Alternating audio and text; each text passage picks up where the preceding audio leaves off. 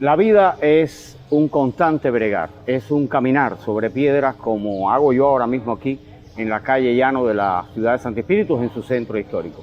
Hay personas que tienen el don de poder caminar sobre estas piedras y a pesar de todos los obstáculos que ellas puedan presentar, saber sortearlas y como el agua, pasar entre ellas. El caso de mi invitada de hoy en Café por Medio es uno de ellos.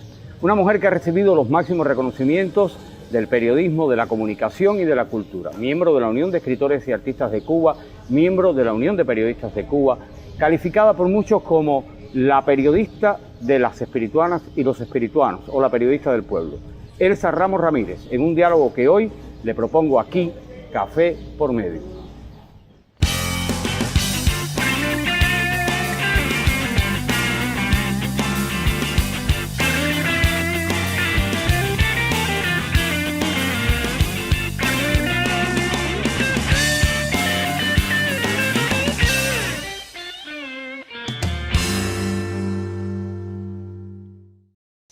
Elsa Ramos, bienvenida a Café por Medio.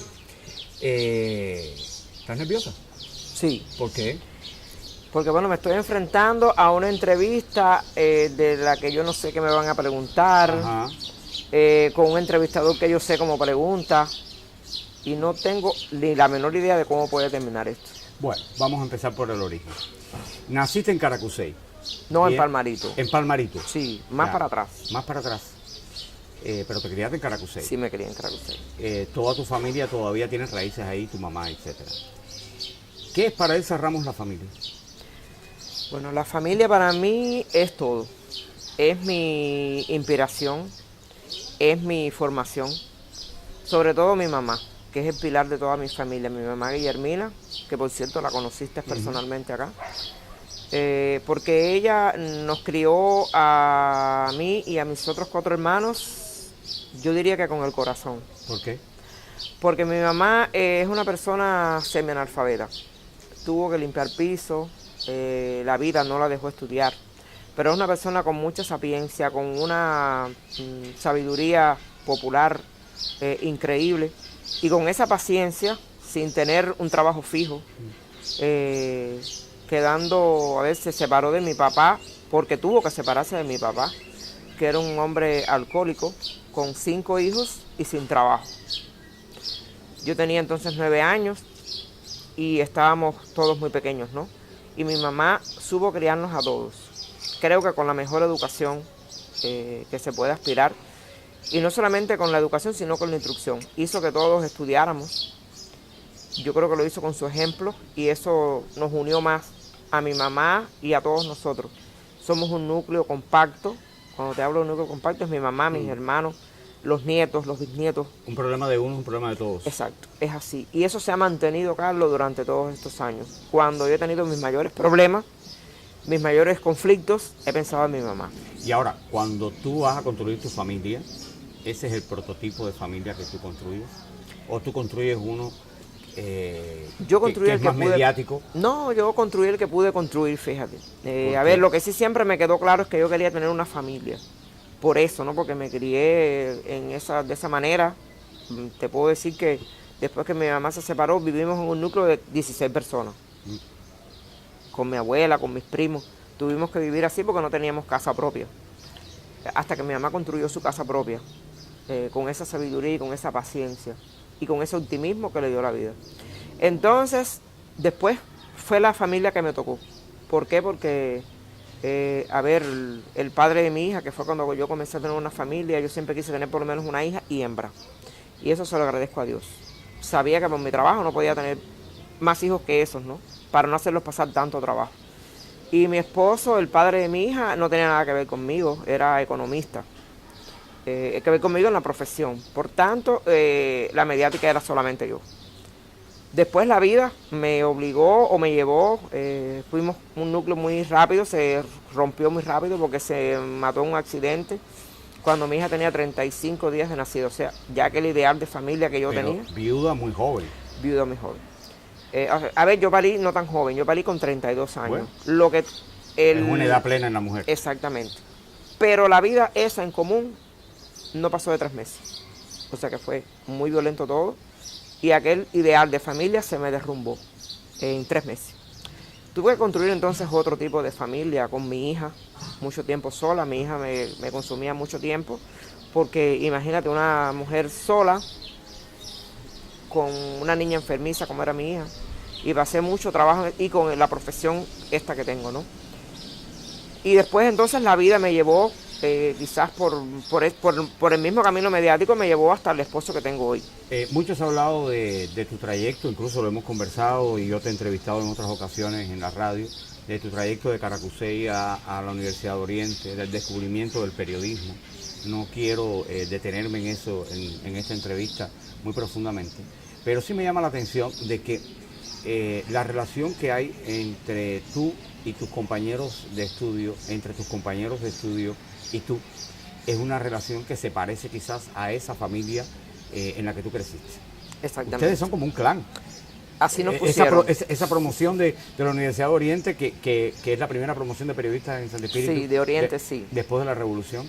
Exactamente, sí. Ese yo creo que es el complemento de mi familia, para no decirte que es mi propia familia. Porque yo llegué a Oriente, como ya tú, o sea, lo he dicho en varias entrevistas, sin conocer la vida, sin conocer el periodismo. Llegué sola, no estaba acostumbrada. Fue traumático el cambio, porque venía de un campo total contra aquella urbe que me aplastó en un momento, ¿no? Y entonces encontré en esa familia, en esos amigos de escuela, ese refugio familiar. Estaban allá Ojito y mi entrañable Enrique Ojito, mi entrañable Juan Antonio Borrego, y entonces entramos Humberto y yo en ese año. Después entró Marilú y entró Oscar Alfonso. Ese fue el núcleo sobre el cual yo edifiqué mi familia en Santiago de Cuba. Sobreviví por ellos, por otras personas, pero básicamente también por ellos, porque éramos espirituanos, porque desde allá formamos ese clan que mucha gente después le puso, incluso hoy le dice, otros le dicen la generación de Quintero. Y Carlos, mantenerse juntos por casi 40 años hasta hoy, ese es, yo lo digo con mucho orgullo. Incluso fíjate que yo lo digo y me logra ruborizar, porque todavía nos mantenemos. Tú sabes que las amistades se fracturan, los grupos se fracturan. Nosotros, aun cuando tenemos opiniones divergentes, nos queda claro algo, ese sentido de la familia, que somos amigos, pero que somos familia al final, y llegar hasta hoy juntos, para mí ha sido algo espectacular. Elsa, el periodismo te ha dado muchas satisfacciones. ¿Puedes tomar café? El periodismo te ha dado muchas satisfacciones, pero también te ha dado muchos dolores de cabeza, a lo cual vamos a dedicarle tiempo aquí hoy.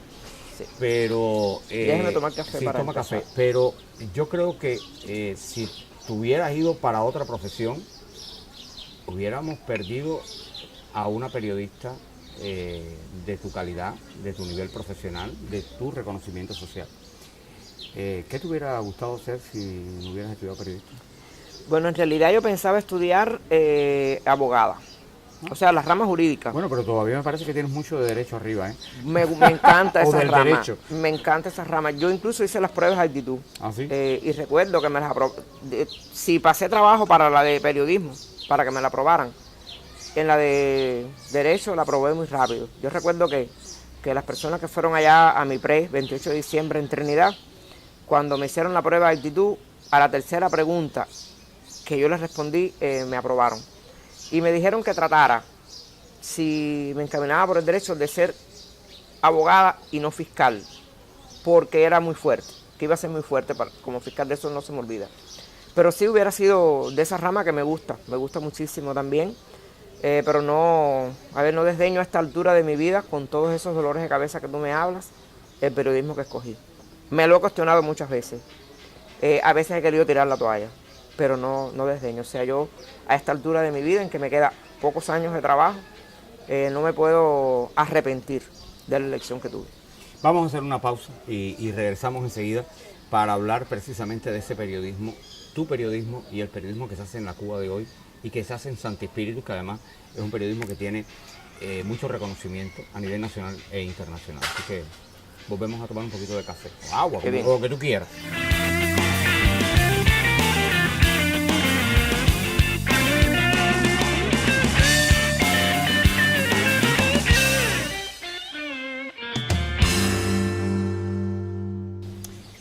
Elsa Ramos, yo te decía que que Santi Espíritus tiene una virtud, tiene un periodismo que es reconocido no solamente dentro del ámbito local, sino también nacional e internacional. Tú eres una mujer que te desenvuelves entre la radio, que es tu medio, digamos, como me sucede a mí, es nuestra pecera. O sea, ahí nadamos como buenos peces, pero también escribes para el periódico, pero también haces televisión, has hecho televisión. ¿Cómo tú ves ese periodismo que se hace en Santi Espíritus hoy y que repercute más allá de la frontera? Bueno, es una virtud como tú dices, pero también es un problema. ¿Por qué? Porque te atrae muchas miradas. A ver, miradas buenas y miradas problemáticas. Pero de eso se trata el periodismo, eso sí siempre me quedó claro cuando yo estudié la carrera y cuando me lo enfrenté también. Cuando yo lo empecé a trabajar, yo me hice la idea de lo que era el periodismo, o de lo que por lo menos yo pensaba que era el ideal de periodismo, según la gente piensa que sea ese periodismo. Entonces yo creo que cuando yo llegué ya había un periodismo hecho en Santi Espíritus, y por tanto era un poco montarse en esa cuerda y tratar de saltar incluso esa cuerda. Y te digo que sí es porque, a ver, hacer un poco la diferencia, y yo no quiero que esto suene jactancioso ni mucho menos, sobre todo en los temas. Yo creo que la diferencia del periodismo espiritual estaba en el tema y el tratamiento de los temas. En abordar temáticas que no se abordan en otros lugares, en otros medios, en darle un enfoque a temas que pueden ser recurrentes y darle un enfoque específico, el enfoque que lleva. Yo creo que eso es lo que le da un poco la distinción al periodismo espirituano, y por eso los reconocimientos que tú dices, pero a la vez como que hace un poco la diferencia. Entonces eso te atrae mirada y entonces desde cerca y también desde lejos, y te trae cuestionamientos también, ¿por qué aquí de esta manera y en otros lugares no? Yo nunca me he cuestionado eso, sencillamente yo he tratado de hacer, y el resto de los colegas, de hacer el periodismo que creemos es el que se debe hacer, conscientes de que no hemos logrado. ¿Tú crees que la prensa escrita esté por encima de la prensa radial y televisiva? Siempre ha sido así. A ver, hubo un tiempo en que la prensa radial en Santi Espíritus superó al resto de los medios. Y hubo un tiempo porque las condiciones lo permitieron. El periodo especial, se recortaron las tiradas de los periódicos y casi todo se recargó en las radios. Los periodistas del periódico de acá tuvieron incluso un fenómeno nacional. Además. Exacto, fue un fenómeno nacional, pero eso le sirvió a las radios para nutrirse. No emigraron totalmente, pero sí se hizo una convergencia de medios en ese momento. Un aprendizaje mutuo y también. fue así. Entonces la radio se fortaleció con ellos. Pero después, muchos profesionales de la radio sí emigraron al resto de los medios, sobre todo a la prensa escrita. Y Escambray, para decirlo con su nombre, siempre ha marcado un hito dentro de la prensa espirituana y cubana. Tiene que ver mucho a partir de que Juan Antonio Borrego asumió, y lo digo con toda responsabilidad, asumió la dirección de ese periódico.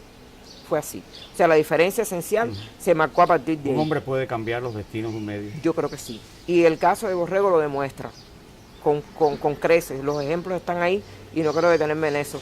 Pero sobre todo por la visión que tenía Borrego de sugerirte los temas, de ayudarte, empinarte sobre esos temas y sobre esos enfoques. Y sobre todo, creo que fue la clave, de poner su espalda y su sapiencia para esas miradas que yo te contaba, para que esas miradas no le hicieran daño a ese periodismo. Ahora, a ti te han puesto muchos calificativos. Muchísimos. Sí. Más de los que merezco. Eres rebelde, ese es un calificativo. Contestataria es otro calificativo. Guapa sería otro calificativo. La periodista del pueblo quizás sea lo que más suena hoy. Pero ¿qué hay detrás de todo eso? Toma café. Sí. ¿Qué hay detrás de todo eso? ¿Es realmente Elsa Ramos la periodista del pueblo, o Elsa Ramos una mujer que hace lo que tiene que hacer y que no todos los periodistas hacen? Mira, Sin buscarte problemas con el resto del gremio. detrás de eso hay una sola explicación. Detrás de todo eso que tú me estás diciendo, que yo no creo la mitad, está la periodista. Porque el periodista es todo eso que tú me estás diciendo. O sea, la profesión implica todo eso. A ver, rebelde yo soy sin ser periodista, desde chiquita. Mi mamá siempre dice que de los 5 hermanos yo siempre fui la más rebelde, la que siempre quería hacer las cosas a su manera. Y eso me sirvió para forjar el carácter. La propia vida me obligó a ser así, pero yo soy rebelde, fuera del periodismo. Porque yo me cuestiono, y en eso soy contestataria, me lo cuestiono todo. A ver, yo soy de las personas que trato siempre de buscar la quinta pata de la mesa cuando la mesa solamente tiene 4, pero de eso se trata el periodismo, porque si tú no tratas de buscar en Maya de la esencia que estás viendo a simple vista, por ejemplo, este río lleno de malanguetas, ¿por qué? Malanguetas, como se dice popularmente, que hay debajo de ese río, ¿por qué lo hemos acogido así tan campantemente como algo folclórico o estético, cuando es todo lo contrario? Entonces, la periodista del pueblo, eso sí lo dice la gente. Yo creo que todos los periodistas somos del pueblo, en principio. Sé y soy consciente de que ese calificativo viene por los temas que abordo, solamente por eso. A ver, otros periodistas lo abordan igual, lo que sucede es que, como tú dices, ya yo llevo cuántos años. No, y además porque quizás trabaja en varios tú eres la medios. que más refleja las problemáticas sociales y lo haces con toda la certeza y además sin perder nada. Sin perder nada porque no tienes nada que perder. Exactamente, no me queda nada, o sea, Por propia personalidad. Exacto, digo yo, es lo que así, no, y por propia profesión, yo te insisto, yo... No, pero hay gente que no. Sí, cuando yo me ha tocado darle las clases a los Discúlpame, es más fácil no buscar ese problema. Claro, pero yo no busco los problemas, es que mi profesión es problemática, en ese sentido, cuando tú abordas la realidad sin envolturas, con los matices que lleva la realidad, no tienes por qué pensar en que te vas a buscar un problema, porque de hecho, con todos esos problemas que tú cuentas y que la gente sabe, tengo hasta ahora la gran satisfacción de decirte que nunca me han sancionado, absolutamente nunca, por nada. ¿Ni te han quitado una coma? Tampoco, sí, quitado comas sí, Sí. quitado palabras también, cambiado de enfoque también porque la censura me ha afectado como ha afectado a todos los periodistas del mundo. La censura sí, hasta en Escambray, porque la censura es un proceso intrínseco a los medios de difusión. Pero, a ver, la gente también se me acerca con temas, y ahí quizás venga ese calificativo de periodismo. La gente me facilita la agenda, Carlos. Pero a veces tienes que discernir. Claro, por tiempo. Cuando yo hago... Y discriminar, porque discriminar no puedes atenderlo es todo. por tiempo, porque no puedo atenderlo Porque todo. la gente piensa que Elsa va a resolver una vivienda, que Elsa va a arreglar una calle, va a Y poner también una por acera, eso. O va a sembrar los campos Y también de caña. por eso. Yo siempre le aclaro a las personas que me abordan que yo no le voy a resolver un problema a nadie. Además, yo no puedo entrar en ese compromiso. Lo que sí trato de hacerle entender que la prensa tiene un rol social. O sea, no es resolver el problema, pero sí es abordarlo con sus matices. Me queda la satisfacción que, al contrario a otros colegas que tienen ese sentimiento de que, aunque la prensa no está para resolver problemas, me queda la satisfacción, a mí en lo personal, de que algunos de los problemas que a lo largo de casi más de 30 años he abordado, algunos se han encontrado solución. Han encontrado solución, aunque eso haya llevado a cuestionar hasta la propia institucionalidad. Y entonces eso me dice que cuando tú abordas los problemas con todos sus matices, con los argumentos que lleva, Con la objetividad.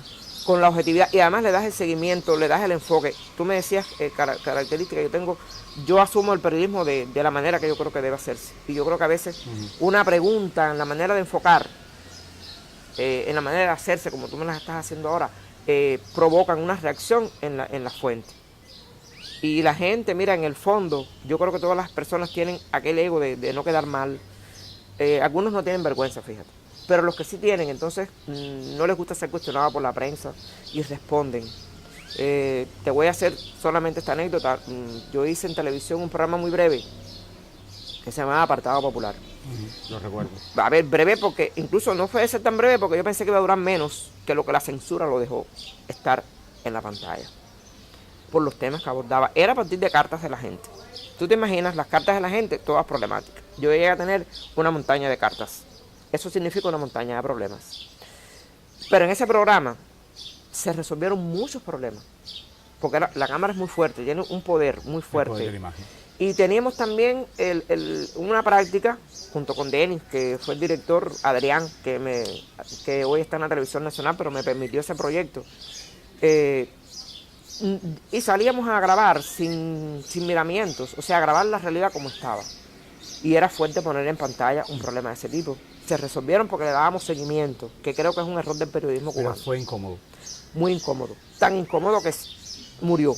Ajá. Murió cuando no había cumplido 2 años. Yo pensé que iba a durar 2 meses. Por tanto, me siento satisfecha por eso. Elsa, ¿y tú crees que la nueva ola de periodistas que hoy hay, sin embargo, yo tengo el presentimiento, no sé tu opinión, por eso te pregunto si tú crees, de que están muy acomodados, de que aún no, salvo excepciones, aún no saltan y a veces uno siente como que esa juventud no la explotan lo suficiente? Yo creo ese que ímpetu juvenil, para decirlo ese correctamente. ímpetu juvenil. A ver, yo tengo una excelente relación con los jóvenes periodistas. Lo sé. Nunca he tenido problemas generacionales ese de choques, no, para nada. Yo asumo que yo tengo un tiempo, pero yo me nutro de los jóvenes, de su energía sobre todo.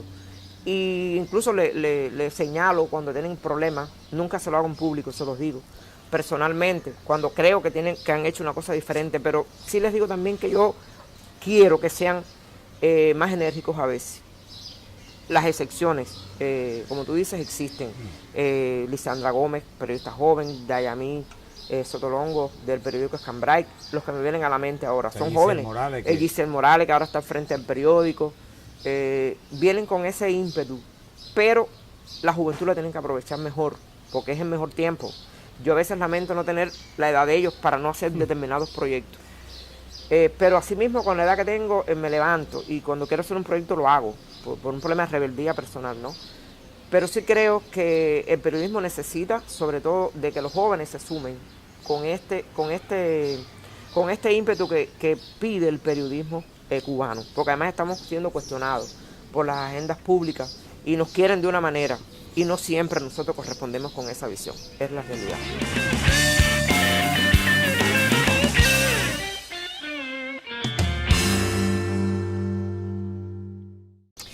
Elsa, ahora que estamos ya en, digamos, el segmento final de este programa, siempre se habla mucho de la radio. Tú eres una mujer de radio, como lo soy yo también. Nuestra formación es radiofónica, fundamentalmente. ¿Cómo tú ves la radio cubana? Hablamos del periodismo, pero ¿cómo tú ves la radio que se hace en Cuba hoy? A ver, yo he tenido la oportunidad, Carlos, de participar como jurado en muchos festivales, concursos radiales. Yo creo que la radio cubana de manera general tiene una buena salud, fíjate. Pero lo que te decía ahorita de... ¿Tú crees que tenga buena salud? Yo creo que tiene buena salud.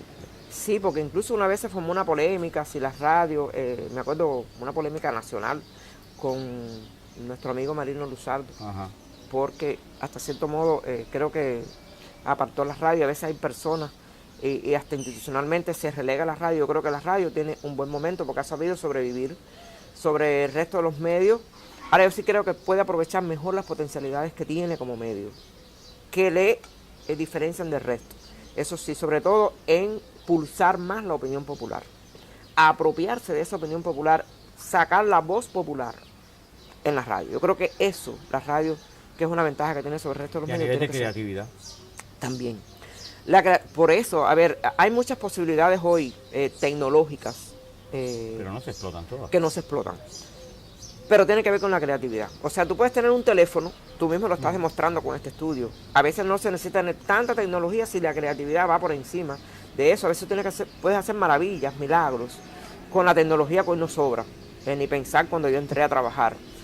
Y pensar que con un teléfono... Exactamente. Con un teléfono que yo tenía que levantar. Y entonces, mira, tenemos que ser más inmediatos. Eso sí, la radio tiene que aprovechar más la instantaneidad, la inmediatez, el transmitir improvisado en vivo, desde el lugar de los hechos, y explotar un poco más la opinión periodística en este caso. Yo creo que eso sí le falta a la radio, porque por encima del resto de los medios tenemos esa posibilidad. Ahora explícame una cosa, tú eres una mujer que a ver, yo recuerdo cuando llegué aquí en el año 2000, aquí a Santi Espíritus, para el que nos está viendo fuera de fronteras, aquí en la ciudad de Santi Espíritus, tú atendías la agricultura.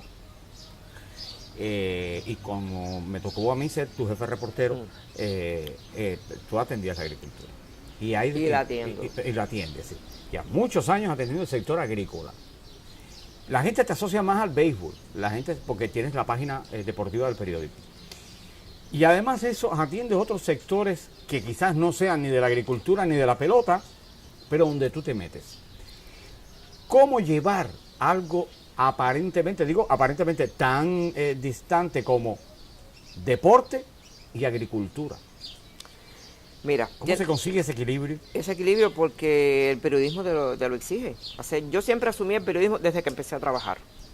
Como, a ver, no es un sábalo todo, pero el periodista tiene que prepararse en todas las ramas de la sociedad porque la persona no te divide. La persona sabe que tú eres periodista y entonces te asume como todo. Cree que tú tienes que saberlo de todo, saber todo, tienes que entrar en todas las ramas y a mí me gustaba ese reto. Tiene que ver también con la rebeldía. A nadie le gusta la agricultura, no le gustan los periodistas. Ah, pues entonces es el que me gusta a mí. Eso es, tiene que ver con mi carácter. Porque además me gusta más que todo la economía. Me gusta ese tema, me encanta, lo disfruto. Porque me da posibilidades de investigar, de contrastar fuentes, de llegarle al meollo de los asuntos que no se ven en la superficie. Y esa visión de tener la economía, que es el centro de todo, fíjate, lo atraviesa todo. De tener que introducirme en esos temas me ha permitido tener una mejor visión del resto de las temáticas que atiendo, sociales como la pelota, que lo hago por pasión y porque me gusta mucho hacer el deporte. De hecho fue mi salvación emocional. Te contaba que cuando mi esposo se murió, mi hija tenía solamente 1 mes y algo de nacida y a los pocos meses yo atravesé un pésimo momento emocional y Borrego, mi amigo, me propuso la página deportiva y yo la asumí sabiendo que casi no la podía asumir por problemas personales, pero la asumí por pasión y porque sabía que aquello podía sacarme a flote. ¿Y la pelota? Me encanta. ¿Tú la tienes hasta hasta en casa? No, yo iba a decir hasta en la cama. No, está a ver, bien, es la pregunta, ¿no? Sí, la tengo en la cama. La tienes en la cama, o sea, no estamos diciendo nada malo. Es decir, tú hasta el final de tus días has decidido estar acompañado de alguien vinculado al béisbol. No, esa persona decidió. Ah, ella decidió. Sí, mi esposo. Ajá. Es entrenador de béisbol y nos conocimos ahí, en el fragor del trabajo. Y yo no pensé que íbamos a durar 15 días. Llevamos 15 años. Ah. Para suerte mía, ¿no? Porque ha sido mi sostén y demás. Pero era muy complicado. Las personas incluso me lo decían. Llevar el trabajo del béisbol en aquel momento que el equipo incluso no era lo que es ahora.